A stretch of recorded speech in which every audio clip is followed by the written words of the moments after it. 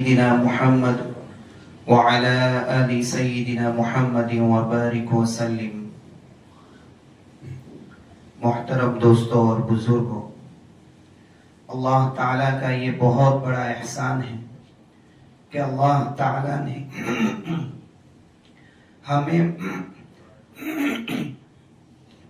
ہمیں مختلف اقسام کے موسم میسر فرمائے اور ان سے لطف اندوز ہونے کا موقع فراہم کیا۔ یقیناً یہ موسم کا تغیر و تبدل اللہ تعالیٰ کی قدرت اور عظمت کی اہم نشانیوں میں سے ہے، جیسا کہ اللہ تعالیٰ کا فرمان ہے، ان فی خلق السماوات والارض واختلاف اللیل والنہار لآیات لأولی الالباب، کہ آسمانوں اور زمین کی پیدائش میں اور رات دین کے ہیر پھیر میں یقیناً عقل مندوں کے لیے نشانیاں ہیں۔ مزید فرمایا، یقلب اللہ اللیل والنہار ان فی ذلک لعبرۃ لأولی الابصار، اللہ تعالیٰ ہی دین اور رات کو رد و بدل کرتا رہتا ہے، آنکھوں والوں کے لیے تو اس میں یقیناً بڑی بڑی عبرتیں ہیں۔ محترم دوستو، جیسا کہ آپ کے علم میں ہے کہ 4 نمایاں موسم پائے جاتے ہیں، جن میں سے ایک موسم سرما بھی ہے، ٹھنڈی کا موسم بھی ہے، جس کا آغاز دسمبر سے ہوتا ہے اور جس کے آتے ہی کچھ چہروں پر فرحت اور خوشی اور کچھ پر غمی کے آثار ظاہر ہو جاتے ہیں۔ بلا شبہ سردی کے آنے سے مختلف پریشانیاں درپیش آتی ہیں، مثلا بیماری، موسم کا انتہائی سرد ہونا وغیرہ، لیکن ہمیں اس بات کو ذہن نشین کر لینا چاہیے کہ یہ تمام امور مشیت الہی اللہ کے چاہنے سے ہوتے ہیں، اور ان میں اللہ رب العالمین کی حکمت شامل حال ہوتی ہے۔ اللہ تعالیٰ کا فرمان ہے، ربنا ما خلقت هذا باطلا، اے ہمارے رب تو نے یہ بے فائدہ نہیں بنایا۔ اس آیت سے ہمیں یہ معلوم ہوتا ہے کہ کوئی بھی چیز اللہ تعالیٰ نے بے فائدہ اور بے مقصد نہیں بنائی، اس میں اللہ رب العالمین کی حکمت چھپی ہوئی ہوتی ہے اور انسانیت کی بھلائی مقصود ہوتی ہے، کیونکہ وہ کسی پر ظلم نہیں کرتا۔ اس دنیا میں اللہ تعالیٰ نے ہر چیز کے وجود کا ایک سبب رکھا ہے اور اس میں حکمت الہی ہے۔ بسا اوقات ہمیں یہ اسباب معلوم ہوتے ہیں اور کبھی ہم ان سے غافل ہوتے ہیں۔ اسی طرح سردی کا چھپا ہوا سبب، باطنی سبب، حدیث رسول میں کچھ اس طرح بیان ہوا ہے۔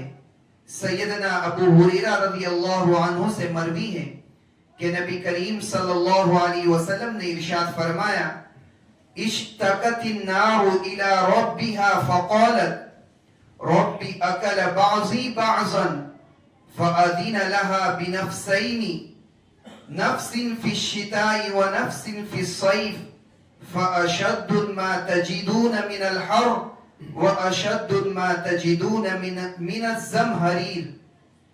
جہنم نے اپنے رب کے حضور شکایت کی اور کہا کہ میرے رب، میرے ہی بعض حصے نے بعض کو کھا لیا۔ جہنم نے شکایت کی اللہ سے کہ میرے بعض حصے نے میرے بعض حصے کو کھا لیا۔ اللہ تعالیٰ نے اسے 2 سانسوں کی اجازت دی، ایک سانس جاڑے میں، ٹھنڈی میں، اور ایک سانس گرمی میں۔ تم انتہائی گرمی اور انتہائی سردی جو ان موسموں میں دیکھتے ہو، اس کا یہی سبب ہے کہ اتنی ٹھنڈی کیوں ہوتی ہے اور اتنی گرمی کیوں ہوتی ہے، کہ اس وقت جہنم کو اللہ تعالیٰ نے سانس لینے کے لیے حکم فرمایا ہے۔ احادیث میں یہ بات واضح ہو چکی کہ سردی ہو یا گرمی اللہ تعالیٰ کی طرف سے ہے۔ بعض لوگ اس امر سے، اس کام سے غافل ہوتے ہیں، اس بات سے غافل ہوتے ہیں اور نادانی میں سردی کو برا بھلا کہہ دیتے ہیں، جو کہ جائز نہیں۔ چنانچہ حدیث قدسی میں ہے کہ نبی کریم صلی اللہ علیہ وسلم نے ارشاد فرمایا کہ اللہ تعالیٰ فرماتا ہے یؤذینی ابن آدم یسب الدہر وانا الدہر اقلب اللیل والنہار، کہ ابن آدم مجھے تکلیف پہنچاتا ہے، زمانے کو برا بھلا کہتا ہے، حالانکہ میں ہی زمانہ پیدا کرنے والا ہوں، میرے ہی ہاتھ میں تمام کام ہیں، میں جس طرح چاہتا ہوں رات اور دن کو پھیرتا دیتا ہوں۔ سردی اور گرمی کا ہیر پھیر اور زمانے کی تبدیلی کا نظام اللہ تعالیٰ چلا رہا ہے، اور جو شخص اس نظام کو برا بھلا کہتا ہے، ٹھنڈی کو یا گرمی کو برا بھلا کہتا ہے، گویا وہ اس کے چلانے والے کو برا کہتا ہے، جو کہ اللہ کو گالی دینے کے مترادف ہے۔ اگر کسی شخص کو سردی کی وجہ سے زیادہ مشکلات درپیش ہو تو وہ اللہ تعالیٰ سے اس کے شر سے، ٹھنڈی کی شر سے پناہ کی دعا کرے اور حفاظتی اسباب اختیار کرے، اور جو رخصت شریعت میں اس موسم سے متعلق دی گئی ہے بحالت مجبوری انہیں بھی اختیار کرے۔ سردی کے موسم میں اکثر لوگ پانی کے ٹھنڈا ہونے کی وجہ سے وضو یا غسل میں سستی محسوس کرتے، اور بعض اوقات اس سستی کے سبب عبادات کو ترک اور چھوڑ دیتے ہیں، حالانکہ یہ طرز عمل درست نہیں۔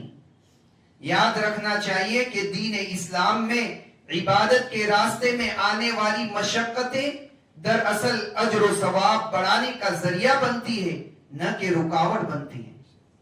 اللہ تعالیٰ اپنے بندوں کو آزمائشوں کے ذریعے پرکھتا ہے کہ کون اپنے رب کی رضا کے لیے قربانی دیتا ہے۔ سردی میں ٹھنڈے پانی سے وضو کرنا اگرچہ نفس پر بھاری لگتا ہے، لیکن یہی عمل انسان کے گناہوں کو مٹا دیتا ہے اور درجات کو بلند کرتا ہے۔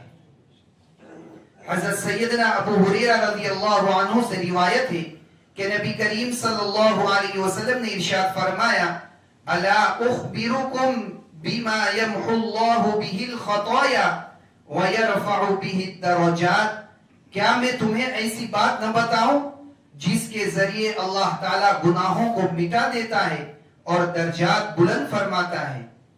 صحابہ کرام رضی اللہ عنہم نے عرض کیا اللہ کے رسول صلی اللہ علیہ وسلم ضرور بتائیے۔ آپ صلی اللہ علیہ وسلم نے فرمایا اسباغ الوضوء علی المکارہ وکثرۃ الخطا الی المساجد وانتظار الصلاة بعد الصلاة فذالکم الرباط۔ سختی کے وقت وضو کو اچھی طرح مکمل کرنا، مسجد کی طرف زیادہ قدم چلنا اور ایک نماز کے بعد دوسری نماز کا انتظار کرنا، یہی ہے رباط۔ رباط یعنی دین پر ثابت قدمی، یہی ہے دین پر ثابت قدمی۔ یعنی جو شخص سردی یا تکلیف کے باوجود خوش دلی سے مکمل وضو کرتا ہے وہ مجاہد فی سبیل اللہ کی مانند اجر پاتا ہے، کیونکہ وہ اپنے نفس کی خواہش پر غالب آ کر اللہ کی رضا حاصل کرتا ہے۔ البتہ اگر کوئی شخص واقعی بیماری یا مرض کی خوف کی وجہ سے ٹھنڈے پانی کا استعمال نہ کر سکے تو شریعت نے اس کے لیے تیمم کی سہولت رکھی ہے۔ اللہ تعالیٰ کسی جان پر اس کی طاقت سے زیادہ بوجھ نہیں ڈالتا کہ اتنی ٹھنڈی ہو پھر بھی تم وضو کرو۔ حالانکہ نماز کسی حال میں بھی معاف نہیں، نماز پڑھنا ہو اور ٹھنڈی ہے یا پانی کا استعمال ڈاکٹر نے منع کیا ہے تو تمہیں تیمم کرنا ہے۔ لا یکلف اللہ نفسا الا وسعها، اہل ایمان کے لیے ضروری ہے کہ سردی یا گرمی، آسانی یا تکلیف، ہر حال میں عبادت کو برقرار رکھیں، کیونکہ عبادت کا اصل حسن اسی میں ہے کہ بندہ راحت کے وقت بھی اور مشقت کے وقت بھی اپنے رب کے سامنے سر تسلیم خم کرے۔ سردی کا موسم بظاہر جسمانی راحت و آرام کا موسم معلوم ہوتا ہے، مگر اہل ایمان کے لیے یہ موسم عبادت و قرب الہی کا خاص موقع لے کر آتا ہے۔ جب راتیں طویل اور لمبی ہو اور دن مختصر اور چھوٹے ہوتے ہیں تو یہ لمبی راتیں قیام و مناجات کے لیے، اللہ کے سامنے کھڑے ہونے راتوں کو اور اللہ سے مانگنے کے لیے، اور مختصر دن، چھوٹے دن روزے کے لیے آسانی فراہم کرتے ہیں۔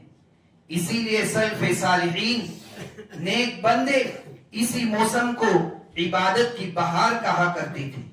مومن بندہ اس موسم کی ٹھنڈک کو غفلت کا سبب نہیں بناتا، بلکہ اسے اپنے ایمان کو تازہ کرنے اور نیکیوں میں سبقت لے جانے کا ذریعہ بناتا ہے۔ یقیناً قیام اللیل، راتوں کو اٹھ کر نماز پڑھنا، اہل ایمان کی عظیم نشانیوں میں سے ہیں۔ جو لوگ رات کے سناٹے میں اپنے رب کے حضور کھڑے ہو کر مناجات کرتے ہیں، اللہ سے بات کرتے ہیں، وہ دراصل قرب الہی کے خاص مقام پر فائز ہوتے ہیں۔ سردیوں کی لمبی راتیں ان کے لیے روحانی بہار بن جاتی ہے، کیونکہ ان میں نیند پوری ہونے کے بعد بھی تہجد کے لیے وقت باقی رہتا ہے۔ اللہ تعالیٰ قرآن کریم میں اپنے نیک بندوں کی یہ صفت بیان فرماتا ہے، کانوا قلیلا من اللیل ما یہجعون وبالاسحار هم یستغفرون، کہ وہ رات کو بہت کم سوتے تھے اور سحر کے وقت اپنے رب سے استغفار کرتے تھے۔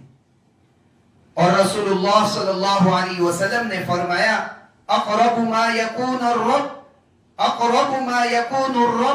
من العبد فی جوف اللیل الآخر فإن استطعت ان تكون ممن يذكر الله في تلك الساعة فكن۔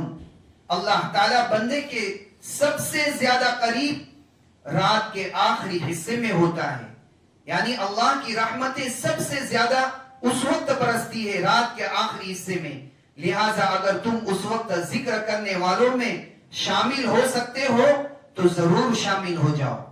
پس سردی کی لمبی راتوں کو غنیمت جانو، آرام دہ بستر چھوڑ کر چند لمحے رب کے حضور کھڑے ہونا، آنکھوں میں آنسو لے دعا کرنا بندے کو وہ مقام عطا کرتا ہے جو دنیا کے کسی مال و دولت سے نہیں مل سکتا۔ سردی کا موسم روزے کے لیے بہترین مواقع فراہم کرتا ہے، کیونکہ دن چھوٹے اور موسم معتدل ہوتا ہے، پیاس اور تھکن کم محسوس ہوتی ہے، اس لیے روزہ رکھنا نہایت آسان ہو جاتا ہے۔ رسول اللہ صلی اللہ علیہ وسلم نے اس سہولت کو ایک عظیم انعام قرار دیا، الغنیمۃ الباردۃ الصوم فی الشتاء، ٹھنڈا اور آسان غنیمت یہ ہے کہ روزہ سردی کے موسم میں رکھا جائے۔ روزہ ایک ایسی عبادت ہے جو بندے اور اس کے رب کے درمیان خالص تعلق کا مظہر ہے۔ نبی کریم صلی اللہ علیہ وسلم نے فرمایا، والذی نفسی بیدی لخلوف فم الصائم اطیب عند اللہ من الریح المسک الصیام لی وانا اجزی بی۔ اس ذات کی قسم جس کے ہاتھ میں میری جان ہے، روزے دار کے منہ کی خوشبو اللہ کے نزدیک کستوری سے زیادہ پاکیزہ ہے۔ روزہ میرے لیے ہے اور میں ہی اس کا بدلہ دوں گا، اللہ فرماتے ہیں۔ ایسے میں جب سخت گرمی یا تھکن کا خوف نہیں تو یہ ایام روزوں کی مشق اور نفل عبادت کا بہترین موقع ہے۔ یہ نہ صرف روحانی طہارت کا ذریعہ ہے بلکہ تقوی کی تربیت بھی ہے۔ سردی کے موسم میں عبادت کا ایک نہایت اہم پہلو صدقہ اور خیرات ہے۔ اس موسم میں کئی ضرورت مند غربا اور مساکین لحاف، کمبل، گرم کپڑے اور دیگر ضروری اشیاء کے محتاج ہوتے ہیں. ان کی مدد نہ صرف ان کے جسم کو راحت دیتی ہے بلکہ مدد کرنے والے کے دل کو نور سے بھر دیتی ہے. رسول اللہ صلی اللہ علیہ وسلم نے فرمایا من نفس عن مؤمن قربتا من قرب الدنیا نفس اللہ عنہ قربتا من قرب یوم القیامہ ومن یسر علی معسر یسر اللہ علیہ فی الدنیا والآخرہ. جس نے کسی مسلمان کی دنیاوی پریشانی دور کی اللہ تعالیٰ قیامت کے دن اس کی پریشانی دور فرمائیں گے، اور جس نے کسی تنگ دست پر آسانی کی اللہ تعالیٰ اس کے لیے دنیا اور آخرت میں آسانی پیدا کرے گا. سردی کے موسم میں کیا ہی خوب ہے کہ ہم اپنے ارد گرد اپنے اطراف کے غریبوں کو دیکھیں، ان کے لیے کمبل، گرم کپڑے یا کھانا فراہم کریں تاکہ وہ بھی راحت محسوس کرے. اللہ تعالیٰ سے دعائیں ہیں کہ اللہ تعالیٰ ہم سب کو اپنی رحمت کا حقدار بنائے. اللہ تعالیٰ ہم تمام کو عمل کی توفیق بخشے. آمین یا رب العالمین. وآخر دعوانا الحمد للہ رب العالمین.